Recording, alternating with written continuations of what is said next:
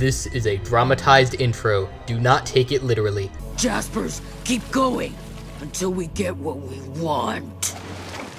Ugh, they did it again! I can't believe this. Why can't this show let Jasper appear on screen for more than 3 seconds? Do they even know all of the billions of questions we have about her? And she's my favorite character, and I think she should be in the show more. You know what? Cartoon Network, if you're even paying attention to me right now, I demand you listen up. We need to see more.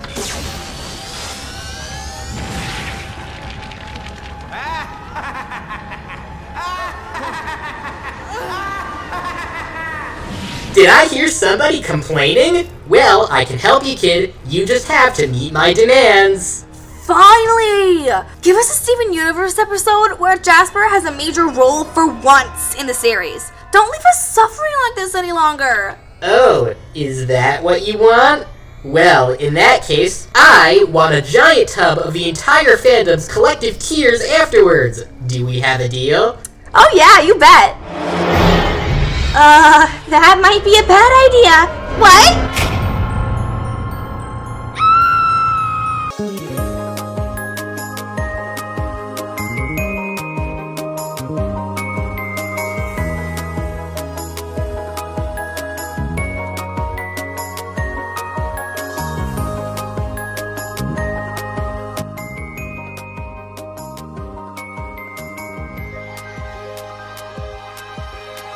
Hey everybody, and welcome to Beta and Earthlings. Y'all wanted more Jasper, and you got it!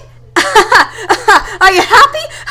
Because I'm not. We're now getting dangerously close to the end of Season 3. As in, after this review, and the one right after this, we'll have completed all of the episodes we wanted to get to from this season. And just like what's been happening all season long, the episodes just get crazier and crazier. So, let's dive right into this giant tub of fandom tears that I just happened to find laying around for some reason, and get on with the review. So we start off with Steven arguing with Amethyst about taking some time to herself. They're heading down to the barn to visit Lapis and my favorite gem, Peridot, and it turns out that they have completely decked out the place. Amethyst!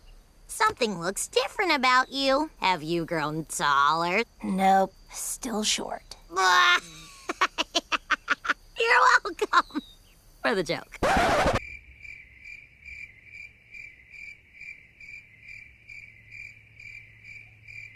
I don't think that even warranted a thank you. Why is it that the only times Peridot isn't funny are when she tries to be? Lapis and Peridot go around showing Steven and Amethyst their morps, which is their art, and after Amethyst is not impressed with what they have on display, she shows them her 1-gem metal band. This is why I love Peridot. None of these shenanigans cheer up Amethyst, who is way too obsessed with defeating Jasper to care about such silliness. Yeah, that little light-hearted moment at the end of Steven vs. Amethyst was all too short-lived, and the fact that she's still worked up over this really shows how much Jasper got to her. Steven tells Peridot that Amethyst is upset about being defeated by Jasper. Peridot tries to cheer up Amethyst by telling her about Jasper and her kindergarten. Amethyst and Steven actually didn't know that Jasper was from Earth, and they head to the Beta kindergarten in Facet 9, Jasper's kindergarten, to check it out. We're lucky this place hasn't blown away. Beta, am I right? That's a math joke, right? No, it's not. It's not a math joke. Not even close. Couldn't you add that up? Peridot tours Amethyst and Steven around the Beta kindergarten, showing them all the terrible things about it. Then, they arrive at Jasper's hole, and it's perfect. Steven tries to comfort Amethyst with the usual talk of how it's all about who you are, not where you came from, but it's clear that that method doesn't work. I actually really appreciate what they're doing here. In most shows, Steven's little speech here would serve as the moral and be the solution that fixes everything. But here, they're taking a more realistic approach by giving Amethyst an ongoing internal conflict that can't just be solved with kind words. Amethyst finds a very large hole in the sandstone. Peridot says that it's not an exit hole, and immediately after, they find many others a short distance away. It turns out, instead of exit holes, they are entry holes that are holding corrupted gems captive. Jasper is there as well, talking to the corrupted gems. Amethyst, being as eager as she is for a rematch, jumps out behind Jasper, looking for a fight. Every gem is made for a purpose, to serve the Order of the Diamonds. Those who cannot fit inside this order must be purged.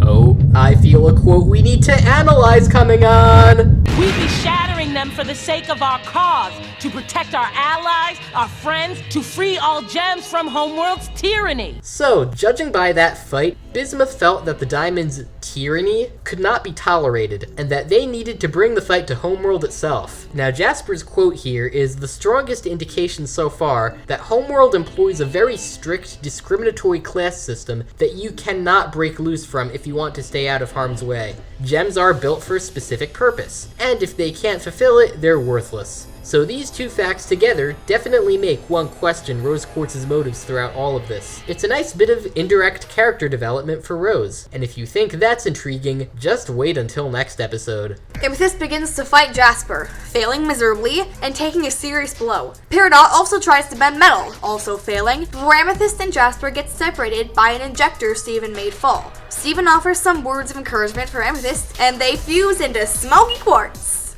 Okay.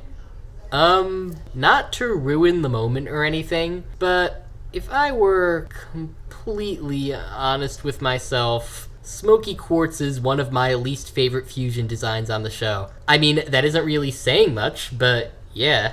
I personally thought Smoky Quartz was adorable, but you're entitled to your opinion. It's cool. You do you, man. You. And for what it's worth, it is still really cool getting to see Steven finally fuse with a gem. And Smoky Quartz here gets what is easily one of the show's most creative weapons yet. Is fusion the only trick you crystal gems know? To be fair, it's not like fusion hasn't played a role in almost all of Jasper's defeat scenes. It makes me wonder how common a battle technique fusing with the same gem was back during the Gem Wars. Jasper gets her butt whooped by Smoky Quartz, and in an effort to defeat her, she fuses with the only corrupted gem left in her zoo.